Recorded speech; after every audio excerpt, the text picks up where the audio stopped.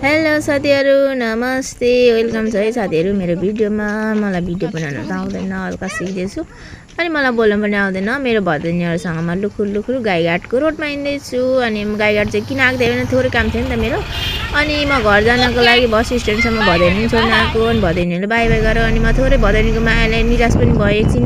अनि फेरि म भिडियो बनाउन थाले हैन, लुखुर लुखुर भिडियो बनाउँदै कुदेछु गाडीमा सरर। अनि त्यसपछि हेर्नु न साथीहरु कस्तो राम्रो लाग्यो क्या यो सिन चाहिँ मलाई। हेर्नु त पहाड माथि पहाड हैन, तल घरहरु खेतहरु धान टक्कर रोपिरहेको हैन।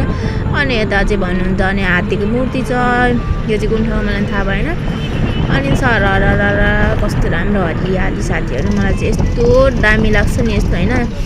यस्तो अनि गाडीमा हिँड्दाखेरि भिडियोहरु बनाउन साह्रै डर लाग्छ के मलाई, भिडियो बनाउन त आउँदैन। त्यही पनि यसो बनाइहेर्छु नि साथीहरु, राम्रो त छैन। त्यही पनि आजको मौसम फेरि यस्तो दामी थियो नि हैन, घाम हल्का लाग्यो क्या, शीतल मौसम थियो। अनि मलाई यस्तो रहर लाग्यो नि भिडियो बनाउनु सररररर। अनि भन्नुहुन्छ नि यो चाहिँ कहाँको जङ्गल भन्नुहुन्छ भने टक्क लगाएर मलाई चाहिँ जस्तो चाहिँ लाग्यो सुपाडे। हो त रहेछ सुपाडे त रहेछ हैन। अनि सुपाडे पनि आइपुग्यौँ हैन हामी।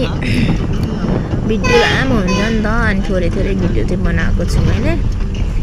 अनि त्यसपछि सुपाडे आयो अनि म गाडीदेखि झरेछु यति खोलामा हैन। अनि म चाहिँ हिँड्दै जाँदैछु, रोडदेखि थोरै तल छ हाम्रो घर चाहिँ।